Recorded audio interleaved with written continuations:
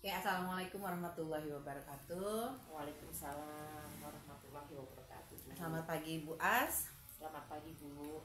Kita akan mengadakan pendampingan individu yang keenam dengan tema refleksi perubahan diri dan dampak pendidikan PGP bagi CGP, bagi kelasnya, bagi lingkungan sekolahnya. Dengan fokus pendampingan, persiapan panen, hasil belajar, pengumpulan survei umpan balik, dan refleksi survei 360. Dilanjut dengan refleksi perubahan dalam pembelajaran yang sudah diterapkan selama 6 bulan. Oh iya siap. Terus ada penilaian pemetaan aset, diskusi apakah tujuan program sudah dikomunikasikan ke warga sekolah. Itu nanti ada videonya atau foto-fotonya, gitu ya, disertai dengan undangan, notulen rapat, daftar hadir peserta, dan foto-foto atau video bukti bahwa kegiatan itu sudah dilaksanakan. Juga ada foto diskusi dengan kepala sekolah. Oh iya. Yang terakhir, refleksi CGP dan dokumentasi pemetaan aset secara kolaboratif. Oke, kita mulai dari yang pertama ya Bu ya. Ini Bu As, baik-baik saja tanggal 27 liburan kita ada PI. Baik-baik aja Bu, karena kan di rumah keluarga juga sudah kita komunikasikan dengan baik. Terus kemudian juga saya sudah meminta bantuan dari yang penjaga sekolah sehingga dikomunikasikan dengan baik. Alhamdulillah aman ya. Nggak ada masalah gitu. Ini orang libur-libur PI. Cuman tadi pas di TPS, kok Bu tumben katanya udah rapi banget gitu kan ya. Mau masuk saya, terus orang libur juga. Tugas ya Bu ya. Tapi nggak ada kendala ya, kita datang sini ya. Alhamdulillah. Oke, ini berdasarkan hasil survei ya, feedback 360 yang dilakukan terhadap kepala sekolah, 5 rekan sejawat, 5 orang murid, dan penilaian pribadi diri sendiri oleh Bu As ya. Kita akan membahas ini. Ini berdasarkan hasil feedback, apa yang kurang baik atau perlu ditingkatkan menurut responden terhadap kompetensi Bu As masing-masing menurut kepala sekolah? Kalau menurut Bapak Kepala Sekolah itu saya agar lebih sering lagi berbagi. Berbagi pengetahuan apa yang didapat ketika pendidikan CGP. Dan itu ternyata juga sama dengan rekan sejawat juga menuliskan bahwa agar saya lebih mau sering berbagi lagi. Pengimbasan ya, pengimbasan dari modul-modul 10 modul yang sudah Bu As pelajari. Kepala sekolah maupun rekan guru berharap Bu As sering melakukan pengimbasan di sekolah terkait materi tersebut. Kan ini di SD Bu As bukan hanya Bu As yang ini ya. Iya, Bu. Nah, mungkin nanti permintaannya Bapak nih ya sama rekan-rekan guru bisa diwujudkan dengan Bu As berkolaborasi dengan CGP Angkatan 10 yang ada di sini ya. Dengan Bu Rika. Ya, Bu Rika untuk pengimbasan di sekolah. Siap, Bu. Terkait materi-materi yang sudah Bu As dapat di PGP. Gimana dengan pendapat murid terhadap kegiatan yang Bu As lakukan selama 6 bulan ini? Pendapat murid-murid saya alhamdulillah, mungkin ketika saya sudah di pendidikan guru penggerak ada nge-refresh dengan pola belajar, terus penyajian materi, kemudian cara belajar di kelas, mereka lebih antusias dan lebih senang. Terkadang kalau dulu mungkin saya sendiri jarang sekali untuk bertanya ketika di akhir mata pelajaran, bertanya bagaimana pembelajaran hari ini. Sekarang ada refleksi. Betul. Nah setelah saya belajar di PGP, saya saya lebih sering merefleksikan diri ketika akhir pembelajaran, sehingga itu muncul pendapat dan opini dari anak, dan itu bisa membuat saya, oh iya, besok saya harus lebih baik lagi. Oke, apa rencana Bu As ke depannya untuk dilakukan? Ya, rencana ke depan Bu As yang mau Bu As lakukan untuk meningkatkan kompetensi diri Bu As sebagai guru penggerak yang harus Bu As miliki. Kedepannya tentunya ketika kita sudah mendapatkan ilmu, kalau kita tidak sharing, tidak sebarkan, maka otomatis itu tidak akan berkembang. Ya, ilmunya terlupakan. Ya, maka otomatis saya akan lebih sharing lagi, lebih berbagi lagi, lebih intensitasnya mungkin akan lebih banyak lagi untuk berbagi kepada teman-teman, dan juga tentunya mempraktekkan apa yang saya dapat di dalam kelas, sehingga ilmu yang saya dapat itu lebih berkembang.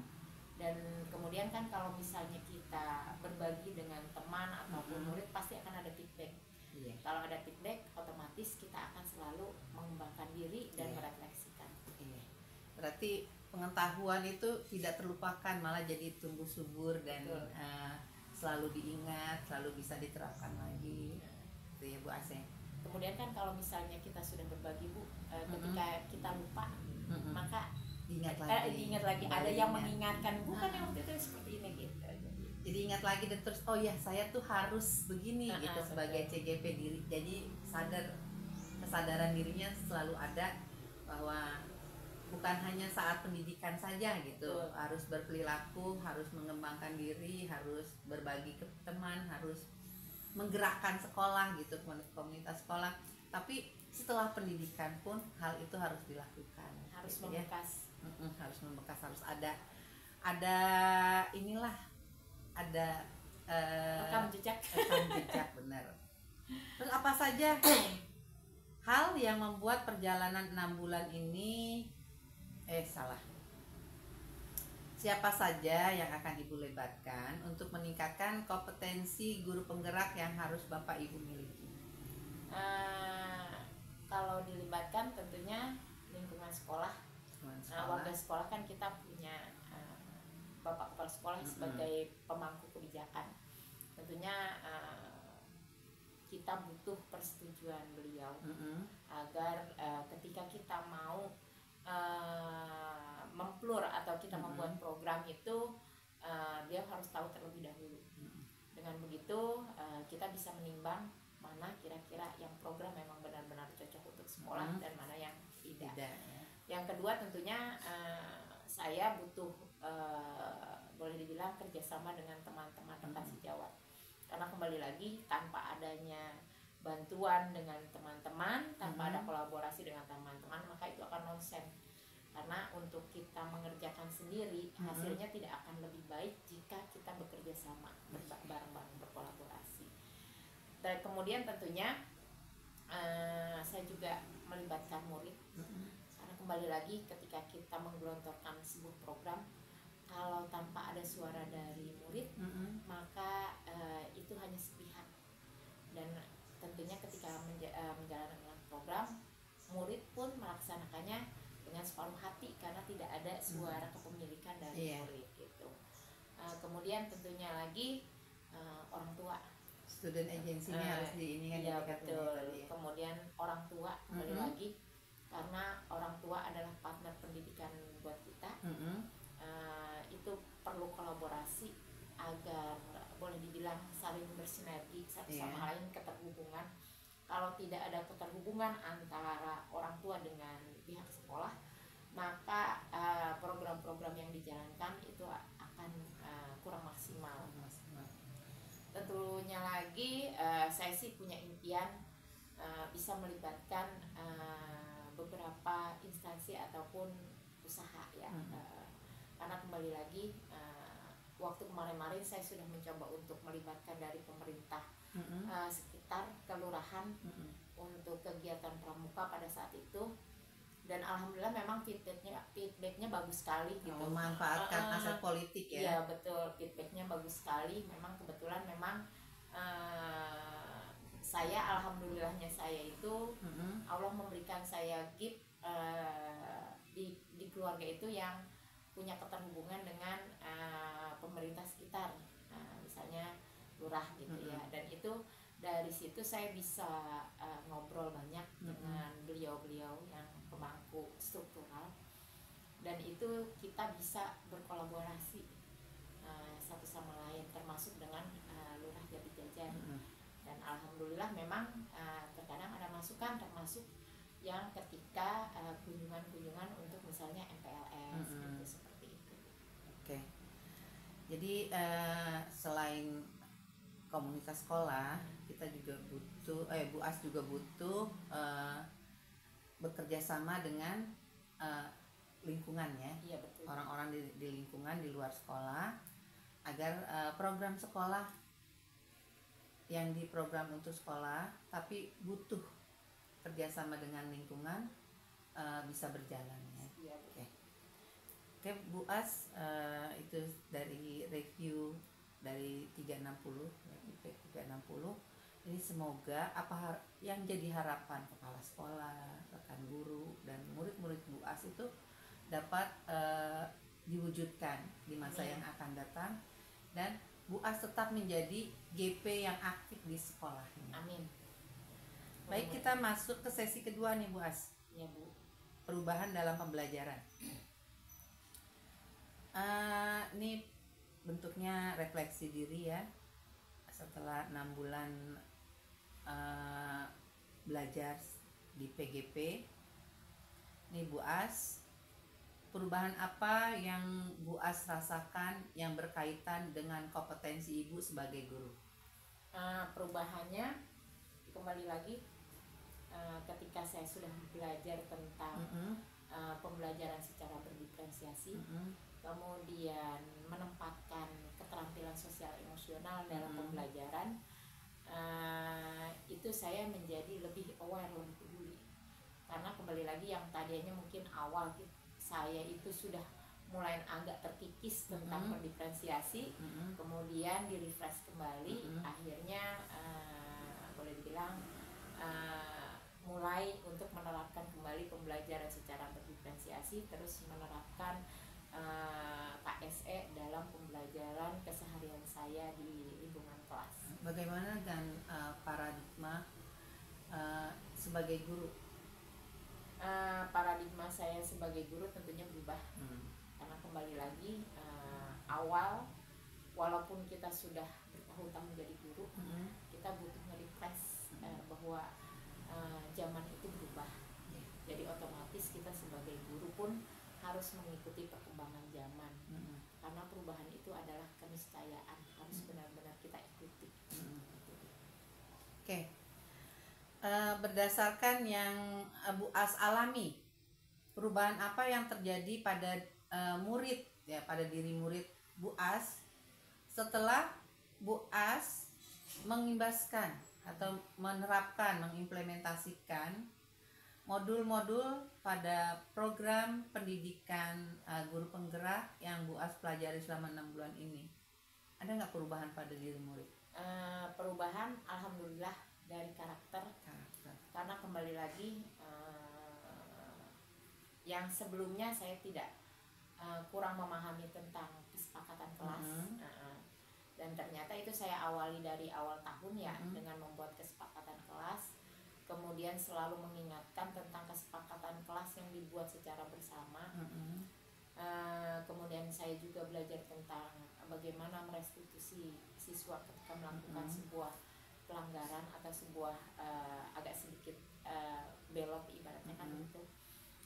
Kemudian juga di situ saya juga menerapkan tentang KSE. Alhamdulillah memang banyak perubahan dari siswa, dan pendekatan-pendekatan yang tadinya juga mungkin kita sering lebih mengedepankan emosional kepada siswa, misalnya ketika mereka melakukan pelanggaran kita dengan cara yang marah gitu, tapi dengan saya terjun di pendidikan guru penggerak, itu ada perubahan.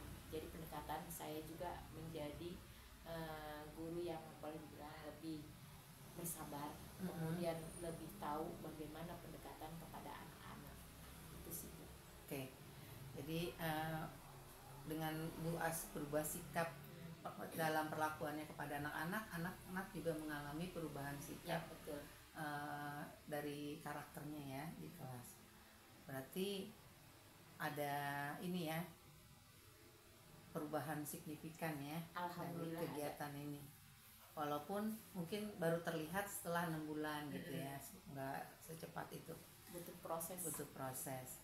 Terus nih apa saja yang membuat perjalanan Bu As dalam pendidikan guru penggerak ini memberi kesan yang bagus atau memuaskan buat Bu As? Kesan yang bagus tentunya kembali lagi materi-materi yang diberikan, terus kemudian penyajian materi kita bisa membukanya sendiri di rumah. Dalam artian tidak hanya tatap muka, kan kadang-kadang kalau misalnya kita belajar hanya sekali, maka itu akan lebih mudah lupa. Tetapi kalau misalnya kita dengan tatap muka seperti lokakarya, kemudian kita juga dikuatkan dengan yang ada di LMS, kemudian kita membaca lagi modul-modul itu, maka otomatis itu akan lebih mudah diingat dan juga mudah dipahami. Karena kembali lagi kalau belajar dengan tatap muka maka itu akan mudah lupa. Oh iya, ini berarti kesadaran diri ya Bu As ya. Betul. Jadi belajar di PGP itu Bu As melakukannya dengan kesadaran diri, atas kemauan sendiri belajar, dikuatkan lagi dengan pendampingan dan loka. Ya. Itu kemudian kalau belum paham juga Bu As buka lagi modulnya. Betul. Hingga keinginan Bu As yang paling dalam ya untuk belajar, hingga ketika sudah paham bisa diimplementasikan. Oke. Baik Bu As, ini kita udah ke pertanyaan terakhir nih. Apakah selama 6 bulan pendidikan ini ada perasaan pernah pengen udah susah gitu, capek banget, tugasnya banyak banget gitu? Kalau saya pribadi alhamdulillah enggak. Malahan kata saya gini, ya udah mau berakhir. Kata saya ya udah mau berakhir gitu. Sampai teman-teman saya juga bilang, kok ibu melakukan pendidikan kayaknya santai aja gitu ya. Walaupun memang awal pas pada start itu kan saya sempat bercerita sama ibu ketakutan karena saya tidak memahami IT ya gitu. Tetapi ketika saya sudah mulai membuka diri, kemudian oh iya saya buka link-link yang ada di YouTube gitu ya untuk tutorial, ternyata itu mengasihkan gitu, dan akhirnya itu membuat saya sendiri kecanduan ya, bahkan untuk aplikasi-aplikasi yang boleh dikatakan tidak ada hubungannya dengan PGP pun akhirnya saya buka gitu, termasuk misalnya saya mendownload lagu gitu yang tadinya saya itu nggak ngerti sama sekali, ngedownload lagu itu gimana gitu ya, tapi setelah saya terjun dan banyak ilmu yang boleh dikatakan di dunia maya itu ternyata ya berimbas dan bagus buat saya sendiri. Alhamdulillah sih saya tidak pernah merasa untuk tugas banyak banget, bahkan mungkin bisa ditanyakan kepada teman-teman. Alhamdulillah Bu As ya. Di awal pendampingan kan saya pernah bilang ketika kita akan lulus PGP, yang kita dapat bukan cuma kita dapat modul, tapi tiba-tiba kita jadi paham tentang teknologi. Betul. Karena nggak sengaja kita belajar sebenarnya. Kalau belajar tanpa paksaan kan itu masuk sendiri karena kita nyari sendiri. Ini gimana caranya buat presensi yang bagus, presentasi yang bagus. Belajarlah kita kan Pak secara otodidak, nggak paham kan Pak, hanya sama temen gitu kan, hingga tanpa sadar itu pengetahuan itu masuk ke kita, merasuki kita sendiri. Nah penasaran lagi, itu orang pada main game itu buat murid-muridnya, aplikasinya apa sih? Buka lagi, nggak sadar kita udah belajar. Kita itu sih yang diinginkan oleh negara ini. guru yang penasaran dengan bagaimana cara menyenangkan murid di kelas. Dan kita dibikin penasaran kan dengan tugas-tugas ini gimana caranya buat ini kita belajar, dan itu tidak dipaksa. Betul. Itu yang diharapkan kita sebagai pembelajar sepanjang hayat. Kan sekarang banyak mohon maaf bukan ini ya, sebagian besar guru udah nyaman. Aku udah tahu begini, terus nyaman begini, nggak mau lagi belajar gitu. Nggak usah, ntar minta diinin aja. Saya nggak bisa, dia bisa, saya minta dia buatin aja, ntar pinjem aplikasinya dia. Iya, betul. Nah akhirnya apa? Saking nyamannya sampai lupa bahwa dia harus meningkatkan kompetensi, sehingga ketika teman-temannya bisa, dia nggak bisa, yang ada apa? Dia marah. Marahnya benar nggak? Marahnya pada dirinya sendiri, tapi imbasnya ke kita. Betul. Bahwa gara-gara program ini nih, saya malah jadi harus belajar gitu. Padahal PMM, program guru penggerak, itu nggak memberatkan. Karena di PMM juga kita kan bisa belajar semau kita, kapan aja. Waktunya kapan aja. Capek ngerjain, berhenti. Kapan lagi dilanjutkan, itu udah terekam gitu ya. Kalau yang ini kayaknya saya harus belajar. Nggak diwajibin juga kali, cuma kalau ini silakan buka. Saya nekankan kayak gitu ya ke guru-guru. PMM itu dibuka sesempatnya. Tapi kalau untuk PMM kinerja harus wajib dibuka. Karena ada jeda waktu dan karena ada jeda, ya ada batas waktunya. Tapi kalau mau ngisi PMM, belajar di modul-modul PMM, silakan kapan aja. Baru modul 1 ada 3 modul, baru bisa belajar 1 modul, ya udah belajarnya 1 modul udah selesai. Kapan lagi modul keduanya? Nggak ditarget harus ini sebulan selesai. Enggak. Nah kan ininya beda. Iya. Kan masa terpaksa karena ini harus selesai dalam ini. Enggak. Mau-maunya mau selesai 3 bulan targetnya dia. Mau selesai dalam seminggu targetnya dia juga gitu. Seasiknya. Tapi kan kembali lagi ya Bu, kalau misalnya dibilang di PMM boleh dikatakan kita dapat pelatihan tanpa berbayar. Gratis. Kalau kita yang orangnya yang sistem ekonomis mungkin bisa bilang gratis.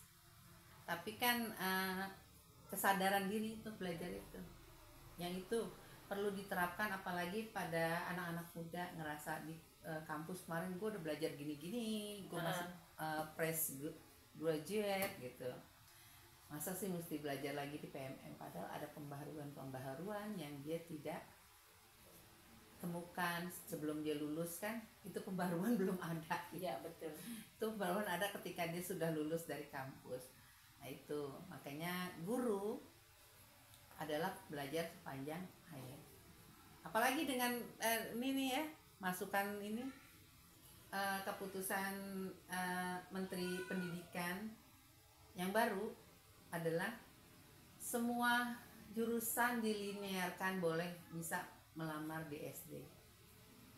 Nah itu merasa ada rasa tidak adilnya bagi yang lulusan PGSD, karena PGSD hanya bisa ngelamar di SD, tidak bisa di SMP, tidak bisa di SMA.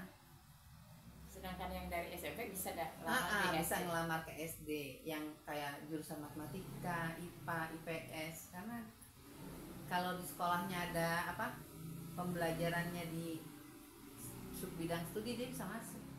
Bisa dia sekarang ngelamar di SD. Nah itu kayak gitu. Jadi ganti menteri memang ada kebijakannya, ada yang berubah. Tapi inti dari kebijakan itu kadang-kadang ada yang menguntungkan, ada yang tidak, kayak gitu. Nah sekarang kita lihat nih dari sesi selanjutnya ya, aset. Yuk Bu, silakan jelaskan apa itu aset. Aset itu kan merupakan sesuatu hal yang dimiliki dari sebuah lembaga, yayasan ataupun instansi ya, terutama misalnya kayak kita SDN Sukamaju 3, maka sumber daya yang kita miliki di situ tuh apa saja. Jadi tentunya itu ada berupa sumber daya yang abiotik dan biotik, yang berupa manusia dan juga yang boleh dibilang benda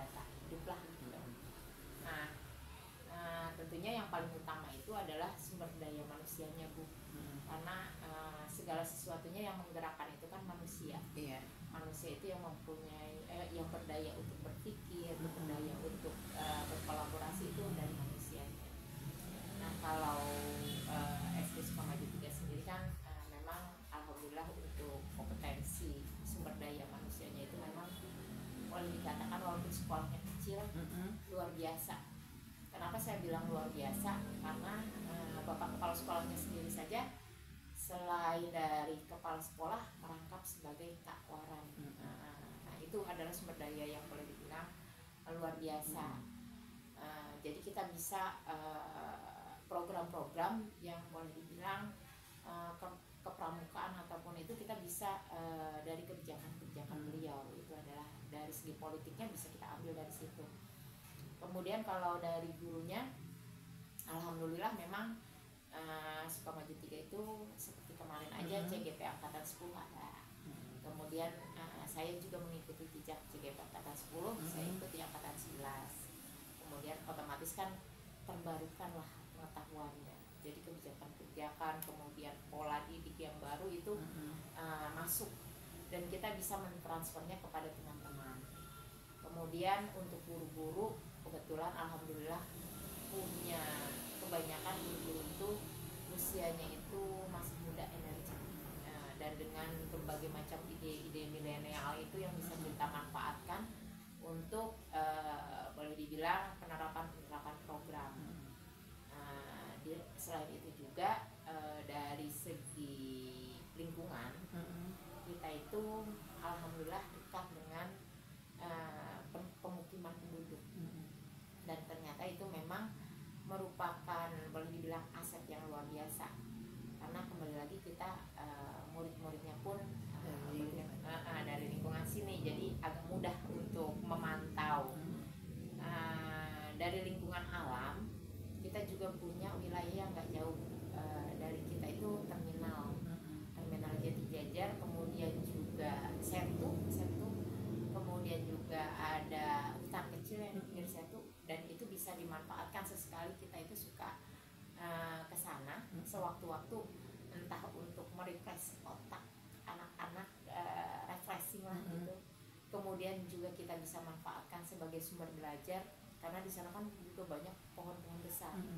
Dan juga di sana juga ada ekosistem sawah, dan juga ekosistem air yang bisa kita manfaatkan untuk pembelajaran. Dan kemudian juga terminal Jati Jajar itu kita secara ekonomi anak-anak bisa belajar di sana gitu, karena ternyata kegiatan ekonomi di sana sungguh banyak gitu.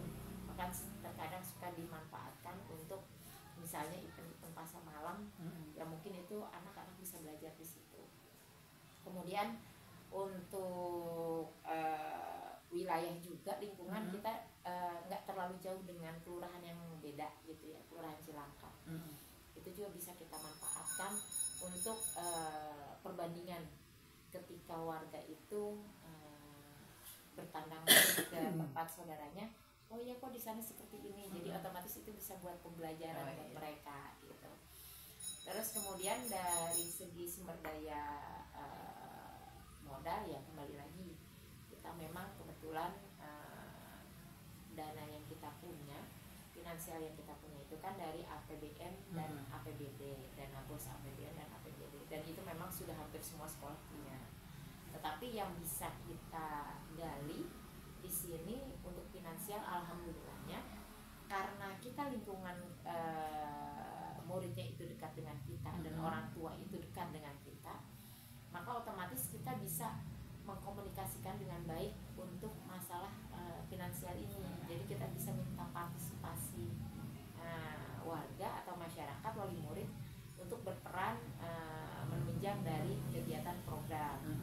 Contohnya misalnya kayak mungkin kita kayak program yang kita pramuka seperti itu kita bisa minta partisipasi dari wali murid sehingga wali murid bisa menunjang, entah ada yang bisa dari dana, ada yang bisa mungkin peralatan, misalnya bentuk tenda atau apa, itu kita bisa minta bantuan kepada wali murid.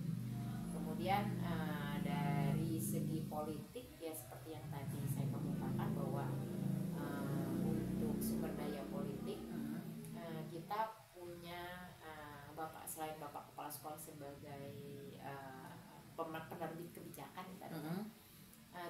juga sudah berkolaborasi dengan Kelurahan Jatijajar, kemudian juga dengan pihak puskesmas. Kemudian kita juga kebetulan dekat dengan DKM masjid. Jadi untuk segala sesuatunya, misalnya untuk sholat Jumat anak-anak, anak-anak bisa melakukan di sana gitu. Itu salah satu contohnya. Ya. Oke, Bu As sudah melakukan diseminasi tentang aset ini kepada sekolah. Sudah. Kapan? 2 hari yang lalu. 2 hari. Siapa saja tokoh atau aktor yang datang menghadiri? Kemarin itu ada, kebetulan Bapak tidak bisa hadir ya, karena kan memang Bapak ada keperluan untuk di Dinas Luar. Kemarin itu hadir beberapa rekan, seperti Pak Ismatullah, terus kemudian Bu Rika, terus Bu Sari Dwinata, dan juga Bu Putri sama Bu Puji, dan sama Bu Ani. Gitu. Bagaimana proses Bu As dan teman-teman ya menemukan, mengidentifikasikan sumber daya yang ada di sekolah? Kan awal memang mereka masih belum paham ya Bu ya tentang itu, tapi dengan saya berikan pandangan dan kemudian juga dikuatkan dengan Bu Rika yang PGP Angkatan 10, maka oh iya ternyata teman-teman bisa nih, termasuk dengan lingkungan yang sekitar, terutama kalau lingkungan, kalau manusia kita kan cuma taunya mungkin yang ada di sekitaran sekolah aja, tapi setelah kita kasih pandangan bahwa itu bisa menunjang untuk kegiatan-kegiatan sekolah, maka oh iya ingat tuh, kita kan suka bekerja sama dengan pihak puskesmas, kemudian dengan kelurahan, dengan bahkan dengan posyandu dan Bapak RW di situ. Otomatis itu mereka paham, jadinya akhirnya yang tadinya saya hanya cuman kepikiran cuman ini aja, tapi ada masukan dari teman-teman, akhirnya ada tambahan-tambahan ya. Oke. Apa saja kendala dan tantangan yang Bu As dapat saat melakukan identifikasi sumber daya sekolah, dan bagaimana Bu As mengatasinya? Tantangannya pada saat awal kan kita belum tahu ya sebenarnya sumber daya itu apa aja gitu. Nah pada saat awal itu kan masih blank, tapi setelah saya mempelajari modul 3.1 ya kalau nggak salah itu, nah itu saya sudah mempelajari itu dan kemudian saya baca berulang-ulang, oh iya ternyata sebenarnya sumber daya 3.2 ya 3.2 ya. 3.1 itu permasalahan. Iya, dilema etika ya kalau yang itu ya. Nah pada saat saya belajar 3.2 itu, oh saya pahami ternyata sumber daya tuh ini aja gitu, dan akhirnya saya bisa share, terus kemudian saya diskusi dengan teman-teman, dan ternyata oh iya mereka terbukalah pemikiran dan saya pun terbuka gitu. Jadi tantangannya itu pas awal itu belum tahu sama sekali tentang sumber daya itu. Terus bagaimana perasaan Bu As ketika berhasil mengidentifikasi aset sekolah, aset sekolah bersama rekan-rekan dan tokoh-tokoh yang ada? Alhamdulillah senang ya Bu ya, karena kembali lagi oh iya ternyata sumber daya itu kita bisa manfaatkan untuk memaksimalkan. Karena kembali lagi pada saat awal kan kita cuma berpikirnya ini kita nggak punya gitu. Negatif ya, pikir negatif. Ya, ini kita nggak punya, susah buat begini gitu ya. Tapi ternyata setelah kita mengetahui ini, oh iya bisa loh kita memanfaatkan apa yang ada di sekolah. Terus kemudian kita minta dukungan dengan wali murid dan juga boleh dikatakan dengan beberapa tokoh masyarakat, dan tentunya itu senang banget ya. Jadi berpikir positif bahwa kita nggak usah berpikir yang kurangnya dah, gitu. Kelebihannya aja. Iya, kita pikir kelebihannya, kita maksimalkan apa yang kita punya itu sih. Oke, jadi rasanya senang ya bisa mengidentifikasi, apalagi tuh sama rekan-rekan. Jadi nggak berpikir sendiri, berpikirnya sama-sama kolaboratif. Oke.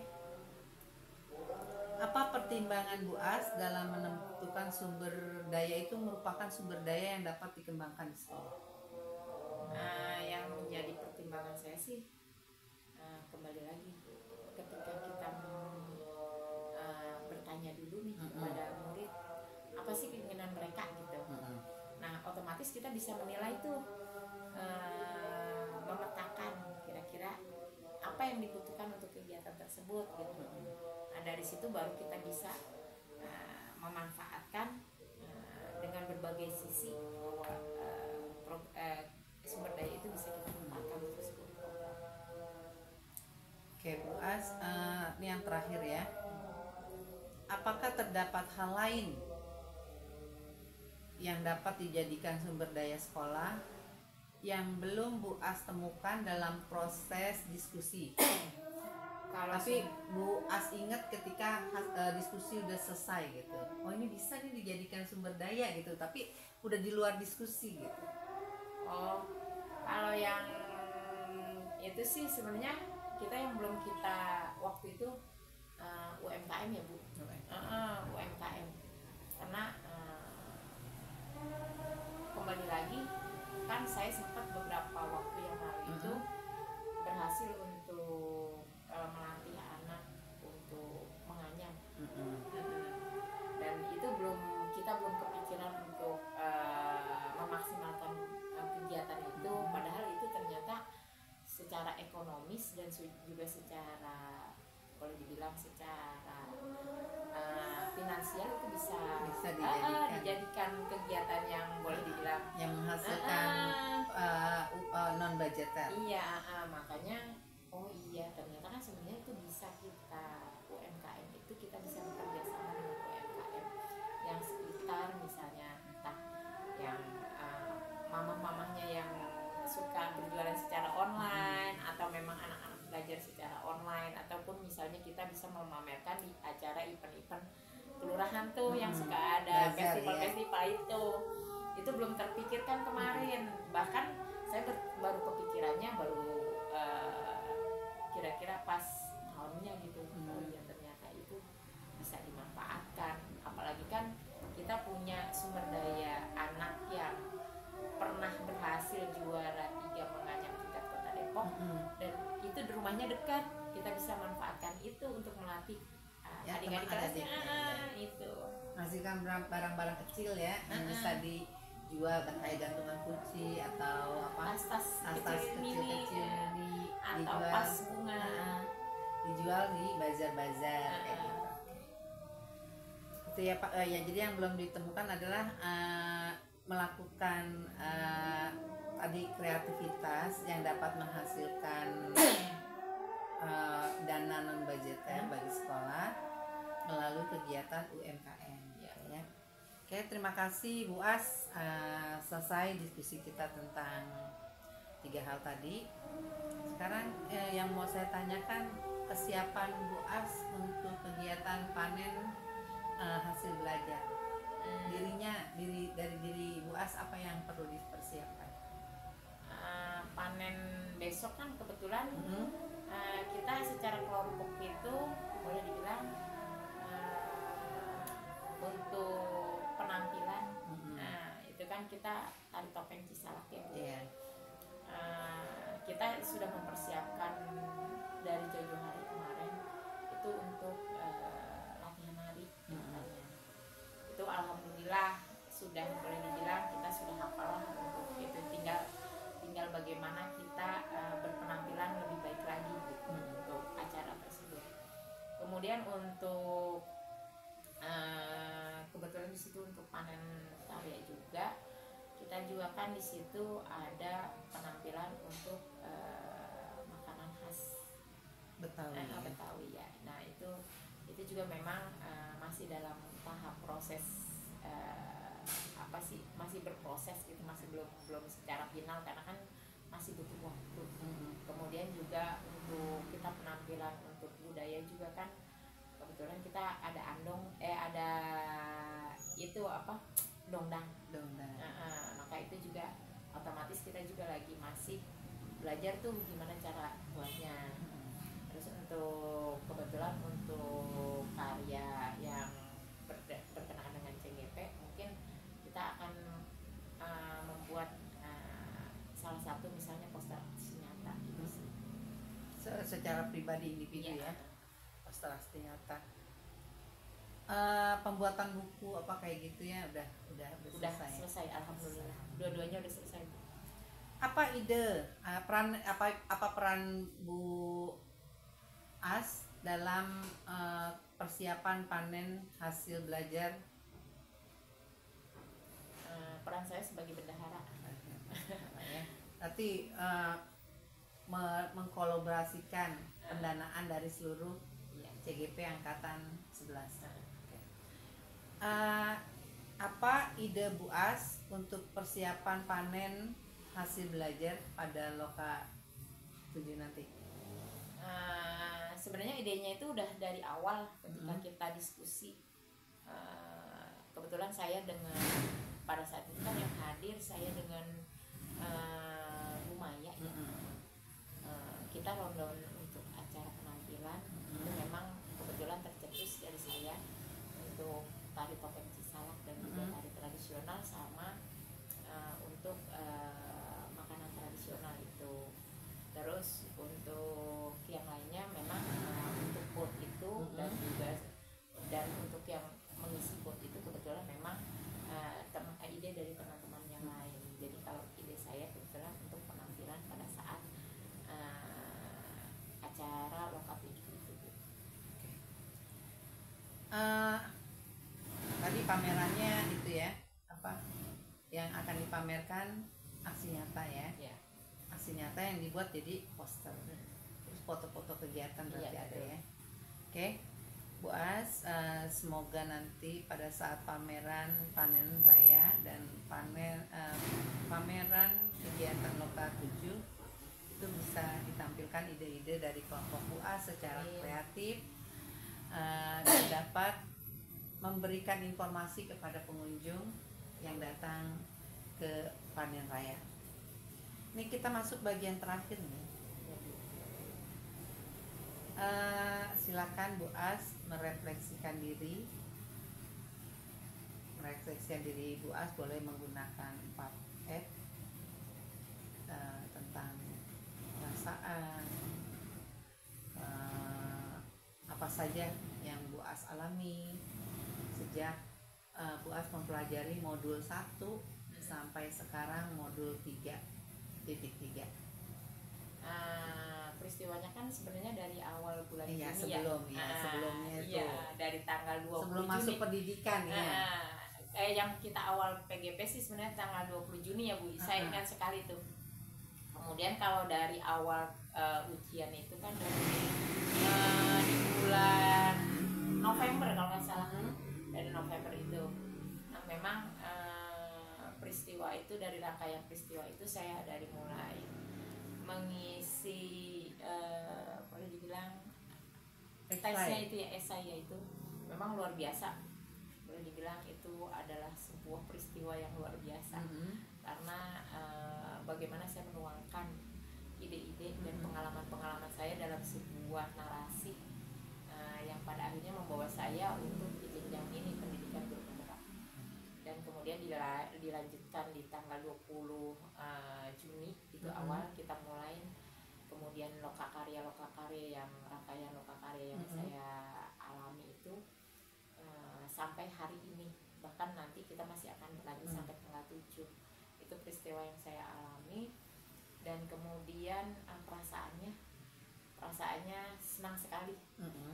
Yang awalnya terus terang aja muncul, mungkin yang Ibu tahu bahwa awal itu saya ketika menjadi guru penggerak itu atas dorongan luar dah eksternal gitu ya. Yang awalnya saya nggak mau karena memang ketika ada embel-embel di belakang kepala sekolah itu ada agak ngeri ya?